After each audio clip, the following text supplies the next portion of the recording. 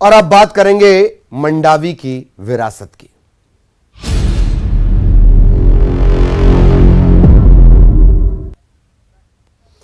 छत्तीसगढ़ में भानुप्रतापपुर विधानसभा उपचुनाव को लेकर दोनों ही पार्टियों के लिए 2023 के पहले का यह सेमीफाइनल कहा जा रहा है एग्जामिनेशन।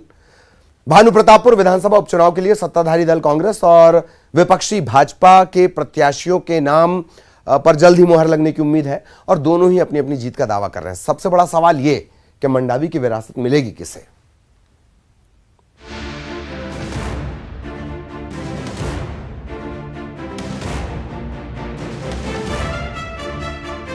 किसे मिलेगी मंडावी की विरासत?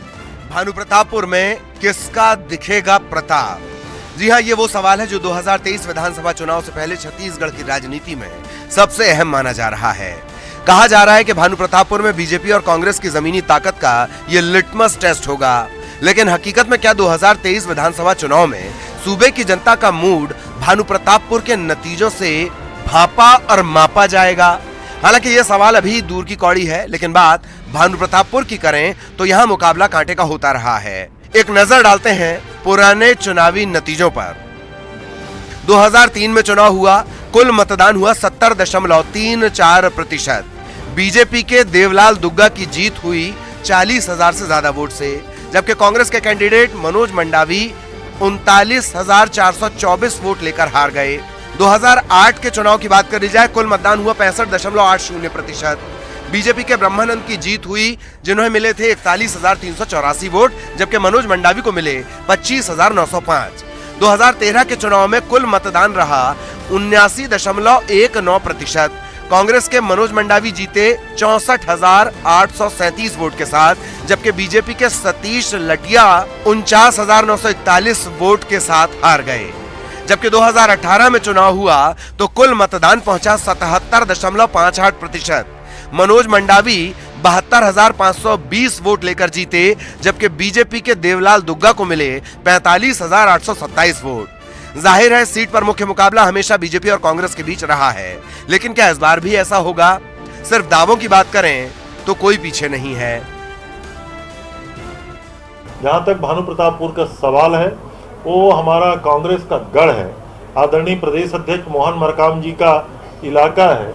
माननीय कवासी लखमा जी उस इलाके के प्रभारी मंत्री हैं और हमें लगता है कि भानुप्रतापपुर भी, जैसे हमने 4 उपचुनाव छत्तीसगढ़ में जीते हैं, 5वां उपचुनाव भी कांग्रेस के पक्ष में रहेगा।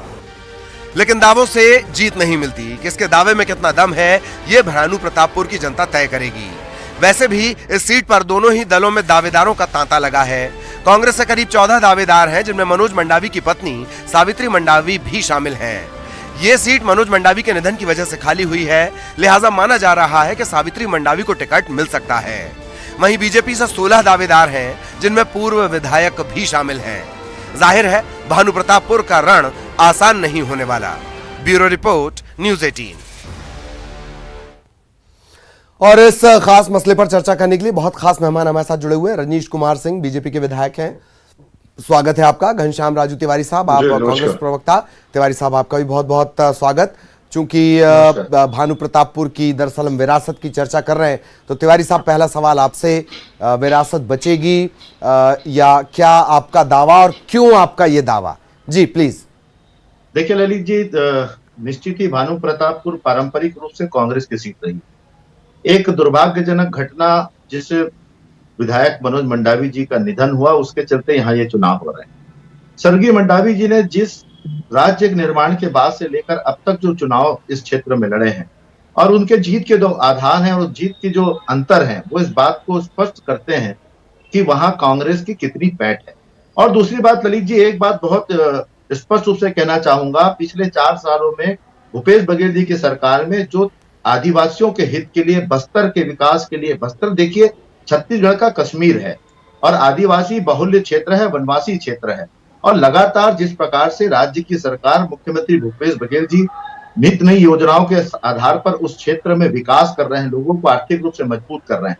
प्रदेश कांग्रेस के सम्मानित अध्यक्ष मोहन मरकाम जी का गढ़ है, वो वहां से विधायक भी हैं और प्रदेश कांग्रेस के अध्यक्ष भी हैं। अब तक ललित जी निश्चित तौर पर 4 उपचुनाव इन 4 सालों में हुए हैं, और इस 4 साल के उपचुनाव में जो तो कह सकते हैं कि जनता ने हमारे कार्यों को, मुख्यमंत्री भूपेश बघेल जी के निर्णयों को पूरी तरह से समर्थन दिया है और यही आधार है कि मोहन मरकाम जी के मजबूत संगठनात्मक नेतृत्व और कांग्रेस भूपेश बघेल जी की सरकार की योजनाएं जो आदिवासी क्षेत्र में संचालित हैं और स्वर्गीय मंडावी जी के वो कार्य जो क्षेत्र की जनता के साथ उनका सतत संपर्क रहा है, इन सब कामों को लेकर हम भानु प्रतापपुर के चुनाव में जाएंगे। हमारे कार्यकर्ता पूरी तरह से तैयार हैं और भारी बहुमत से हम ये चुनाव जीतेंगे। जी जी। और आपको लगता है कि 23 में भी जनता का आशीर्वाद मिलेगा भानु प्रतापपुर के बाद? लेकिन सवाल एक सर्वे को लेकर बार बार खड़ा हो जाता है तिवारी साहब। जी जी जी। नहीं, सर्वे मैं नहीं समझ पा रहा हूं कौन से सर्वे की आप बात कर रहे हैं, लेकिन जनता का जो सर्वे है, जनता का सर्वे जो अमूमन तौर पे हम देखते हैं ललित जी, जब भी कोई राज्य में सरकार किसी भी राजनीतिक दल की होती है और उपचुनाव में बहुत हद तक ये बहुत ही स्पष्ट करने के लिए आवश्यक होता है, जब भी निर्णय आते हैं तो उसमें जब बदलाव आते हैं या उसमें समर्थन होता है तो देखा जा सकता है कि जनता कितनी संतुष्ट है। और जिस प्रकार से बस्तर के विकास के लिए, बस्तर के आदिवासियों के हित के लिए, उनके अपने हक के लिए ये सरकार काम कर रही है, मैं कह सकता हूं खुले रूप से हमारी सरकार आदिवासी हितैषी सरकार है। हमने आदिवासियों के 15 साल रमन सिंह जी के कार्यकाल में जो उनके साथ अन्याय, बर्बरता, झूठे वायदे और वादा खिलाफी हुई, उन सबको दूर कर, चाहे उनको जमीन लौटाने की बात हो, चाहे पेशा कानून की बात हो, हमने आदिवासियों के हित के लिए हर वो निर्णय लिए हैं जो उनका अधिकार है। मुझे लगता है कांग्रेस की सरकार आदिवासियों के साथ है और भानु प्रतापपुर की जनता कांग्रेस के साथ। भानु प्रतापपुर की जनता कांग्रेस के साथ है। रजनीश जी, आपका एक रिएक्शन, अगर आप कुछ रिएक्शन देना चाहें तो, और फिर उसके बाद मेरा सवाल रहेगा। जी प्लीज रजनीश जी। जी ललित जी, अभी जो ये बार बार विषय आ रहा है, पहले तो मैं स्वर्गीय मनोज मंडावी जी को बहुत श्रद्धा के साथ उनको श्रद्धांजलि अर्पित करता हूं। हमारे बड़े अच्छे वो एक लोकप्रिय नेता रहे हैं, विधानसभा के उपाध्यक्ष और भी कई प्रकार के पदों में रहे हैं। तो निश्चित ही राजनीतिक क्षेत्र में उनके निधन से हम सबको क्षति हुई। अब रही बात कि भारतीय जनता पार्टी के चुनाव में क्या स्थिति रहेगी। अभी मैं सुन रहा था कि आदिवासी का पूरा काम अब हो चुका है छत्तीसगढ़ में। आदिवासी लोग इतने संतुष्ट हैं, इतने खुश हैं कि एक एक बूथ से चुनाव लड़ाएंगे बोल रहे हैं। अभी भानु प्रताप में जो सर्वआदिवासी समाज का जो बयान आ रहा है, तो इतने संतुष्ट हो गए इन 4 साल के कार्यकाल में, इस सरकार के कार्यकाल में, कि हर बूथ से एक एक लोग खड़ा कराने का सोच रहे हैं। 32% आरक्षण था, 20% हो गया। जो बस्तर की बात जो हल्ला करते थे 15 साल कि वहां बाहरी लोगों को नौकरी दिया जा रहा है, बाहरी लोगों को प्लेसमेंट दिया जा रहा है, नियम समाप्त कर दिया गया कि अब जो भी चाहें वहां के जो लोगों को जो प्राथमिकताएं थी शासकीय सेवा में, वो सब समाप्त कर दी गई। और बस्तर में चाहे वो कई कांड हुए हैं, चाहे नक्सली घटना हुई, अभी हमारी एक कांग्रेस के बहुत बड़ी नेत्री जाके बोल दी कि हमारे नक्सली भाई भटके हुए लोग हैं। तो आदिवासी भाई हमारे इतने संतुष्ट इस सरकार से कि बस्तर से लेकर सरगुजा तक और सरगुजा से लेकर जसपुर रायगढ़ तक हर रोड में आपको आदिवासी भाई। लेकिन उपचुनाव का ट्रैक रिकॉर्ड तो जी जी रजनीश जी, उपचुनाव का ट्रैक रिकॉर्ड तो कांग्रेस के साथ है ना। देखिए, वो 4 चुनाव था, निश्चित रूप से एक जनता में एक भाव रहता है कि सत्ताधारी दल के साथ रहेंगे तो कुछ काम होगा। और तीनों चारों चुनाव में आप देखिए तो इन्होंने जनता को प्रलोभन देके, पहले नहीं करेंगे, खैरागढ़ चुनाव हुआ तो जिला बनाएंगे, और इस तरह से इन्होंने एक चुनाव जीता है। लेकिन 4 साल में सरकार की असलियत खुल गई है। इनके वादे जो पूरे के पूरे छत्तीसगढ़ की जनता ने देखा कि इन 4 सालों में सभी प्रकार के इनके वादे झूठे साबित हुए, छल। हाँ, लेकिन मुख्यमंत्री भूपेश बघेल लोकप्रियता के सर्वे में अभी भी अव्वल है रजनीश जी। देखिए ललित जी, सर्वे में अव्वल रहे, इस प्रकार के कांग्रेस के नेता जितने थे 2014 के पहले बहुत अव्वल रहते थे, लेकिन 2014 के बाद 22 अभी चल रहा है, 22 आते आते कहां पहुंच गए हैं। सर्वे का अपना क्या आधार है? नहीं, हालिया सर्वे है वो प्रधानमंत्री जी को भी अव्वल बता रहा है और बतौर मुख्यमंत्री भूपेश बघेल जी को भी अव्वल बता रहा है। हैरत की बात तो यह है कि अजय चंद्राकर इसे लेकर एक ट्वीट करते हैं। उस ट्वीट में वो प्रधानमंत्री को बधाई भी दे रहे हैं और उसके ठीक नीचे, दरअसल फोटो क्रॉप करना वो भूल गए, उसके ठीक नीचे भूपेश बघेल साहब भी अव्वल बताए गए थे। खैर जी, आप कुछ कहना चाह रहे हैं तिवारी साहब, प्लीज। मैं यही कहना चाह रहा हूँ ललित जी, रजनीश जी वर्तमान में विपक्ष में है, निश्चित ही इनके आरोप तो हमारे पक्ष में हो ही नहीं सकते और विपक्ष में ही होंगे। लेकिन एक बात बहुत स्पष्ट रूप से कह सकता हूं, भानु प्रतापपुर के विषय पर हम चर्चा कर रहे हैं, रजनीश जी की अपनी वहां पर कोई रणनीति नहीं है, ये उनके बातों से स्पष्ट हो चुका है। कवासी लखमा जी बस्तर के वरिष्ठ नेता हैं ललित जी, और वो उस क्षेत्र के प्रभारी हैं। मैं आपको इस बात को दावे के साथ कह सकता हूं, आदिवासियों के हित चिंतक बनने का प्रयास तो भारतीय जनता पार्टी ने 15 सालों में शब्दों के आधार पर बहुत किया, लेकिन जल जंगल और जमीन का जब उनके साथ बंटवार किया, उसका परिणाम इन्हें यह भोगना पड़ा कि बस्तर की 12 सीटों में से एक सीट में भी भारतीय जनता पार्टी के जीत के नहीं आई। और आज भी वही झूठी बातें, बड़ी बड़ी बातें और बेबुनियाद बातों के आधार पर ये चुनाव में जाना चाहते हैं। आदिवासी चुनाव लड़ रहे हैं बूथ से, आदिवासी चुनाव बूथ से लड़ रहे हैं नहीं लड़ रहे हैं, ये बात का विषय है। भारतीय जनता पार्टी कहां है? और जिस प्रकार से 27,000 वोटों से दुग्गा जी को पिछले चुनाव में मनोज मंडावी जी ने हराया था, उनके किए कार्य, उनके परिवार के वहां पर लोगों से जनसंपर्क, कांग्रेस का एक एक घर में कार्यकर्ता, ये तमाम चीजें हैं ललित जी, हमारे जीत का आधार है। हम बड़ी बड़ी बातों पर विश्वास नहीं करते। और जो 10 से ज्यादा दावेदार हैं, अगर वो नाराज होते हैं या बगावत की हद तक जाते हैं, तब क्या होगा तिवारी साहब? देखिए ललित जी, पिछले बार भी जब 2018 में चुनाव हुए थे, नोटा को जोड़कर 8 प्रत्याशी थे, और 8 प्रत्याशियों में भी कहीं ना कहीं मनोज मंडावी जी ने 27,000 मतों से चुनाव जीता।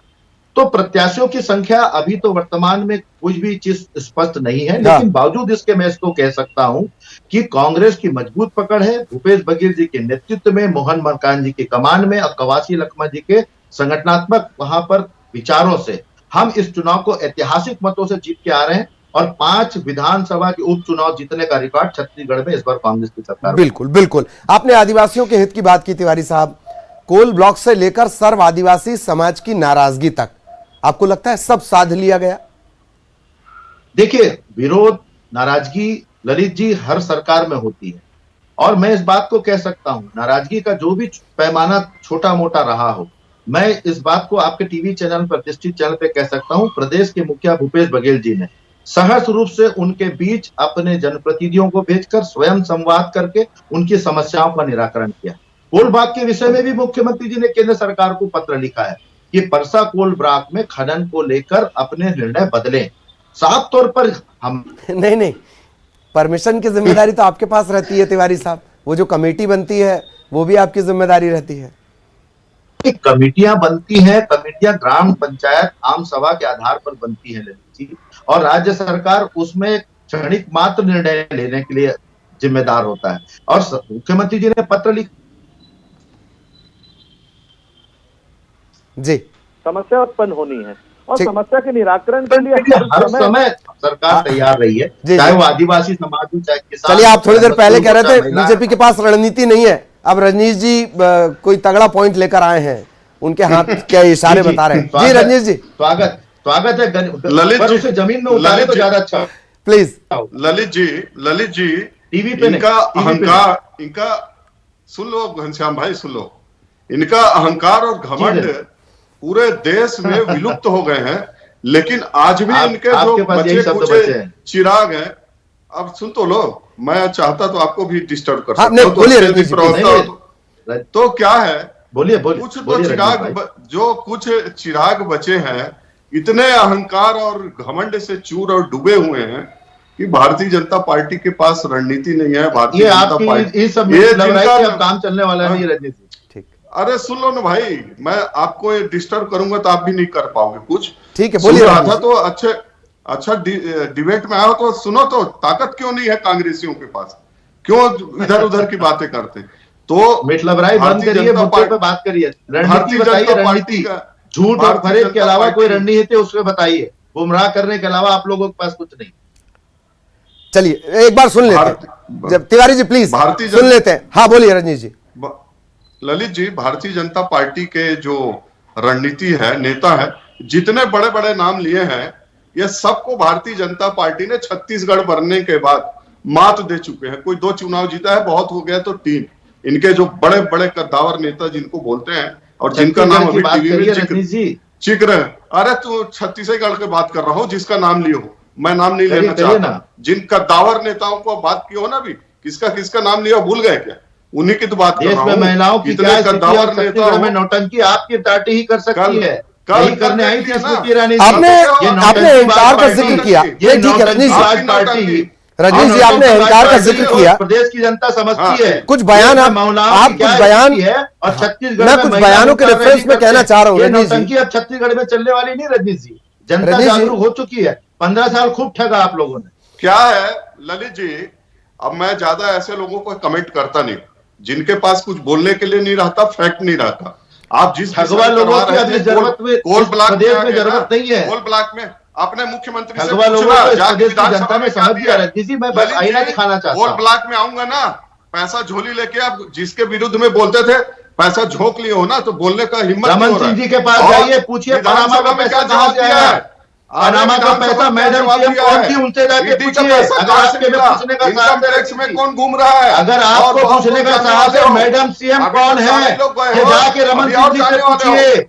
पनामा आज पेपर्स हो लीक गया, में झक कौन मार है, रहे हो। ये जाके 4 साल रमन सिंह जी के पुत्र से 4 साल पूछिए, सरकार हो गए। उनके दामाद से क्या पूछिए अधिकार है? किस प्रकार 4 से साल हॉस्पिटल सरकार का हो गया। पैसा खा गए। झक मार रहे हो रमन सिंह जी से छत्तीसगढ़ में। पूछिए, रमन सिंह जी के पुत्र से पूछिए, मैडम सीएम कौन थी, ये रमन सिंह जी से पूछिए। पूछने का साहस है आप में?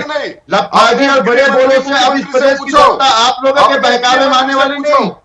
खूब 15 साल आप लोगों ने बहका दिया झूठ की बुनियाद पर और झूठे वायदे कर आप लोगों ने 15 साल छत्तीसगढ़ की जनता को ठगा है। छत्तीसगढ़ की जनता जाग चुकी है आपके ड्रामेबाजी और आपके बहानेबाजी से। छत्तीसगढ़ की जनता में अब आपका कोई वर्चस्व नहीं रहा है। सरकार में तो तुम बड़ी हो, बड़ी बातों से सरकार पेट में नहीं तो भर- तुम हो। यहाँ पर विशाख से भटका के सोच रहे हो ना घनश्याम भाई, तो कोल बड़ी ब्लॉक बड़ी में बातों से कोल पेट ब्लॉक नहीं में भरता। आऊंगा ना, पूछने का अगर तो- अधिकार है तो रमन सिंह जी से अथेंटिक पूछिए जानकारी मैडम लेके सीएम मैं कौन क्या थी, करूं? अरे पनामा अथेंटिक पेपर्स जानकारी लीक में लेके मैं किसके क्या पैसे हैं, अरे तो रमन सरकार सिंह जी क्या से कर रही पूछिए, है?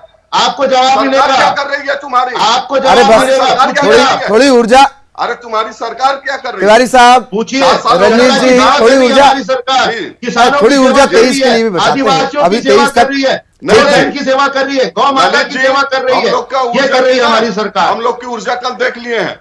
और ये सरकार घमंड इतना है कि ये सब आप ये आपने लोगों के इस घमंड का दावाबाजी जिक्र किया। से मेरा एक छत्तीसगढ़ सवाल की जनता जी। को कोई फर्क नहीं हाँ पड़ेगा। जी, देश बोलिए। में महिलाओं की क्या जी। दुर्गति है और छत्तीसगढ़ में महिला बोलिए। हुंकार रैली जी, जी। करने ढकोसला बंद करिए। दरअसल जब आप अहंकार का जिक्र करते हैं, बैक टू बैक 3 से 4 बयान ऐसे हैं, घर में घुसकर मारेंगे, छत्तीसगढ़ महतारी की मूर्ति लगाने से क्या होता है, थूकने से बह जाने वाला बयान, और उसके पहले के 1-2 बयान और। रजनीश जी, आपको नहीं लगता कि ज्यादा अहंकार वाले बयान ये हैं? जी मैं जवाब दे देता हूं। मैं Please। आप कल के बयान से शुरू कर देता हूं। ललित जी, कल स्मृति ईरानी जी ने कहा है कि हम अपने विरोधियों को पीछे हाँ। से वार नहीं करते, सामने से वार करके हराते हैं। उन्होंने अमेठी में किया है, उसी बात का जिक्र किया। आपने कहा कि छत्तीसगढ़ की महतारी का मूर्ति स्थापना से क्या होता है। माननीय नितिन नवीन जी ने कहा आप मूर्ति की स्थापना करके ध्यान मत भटकाइए।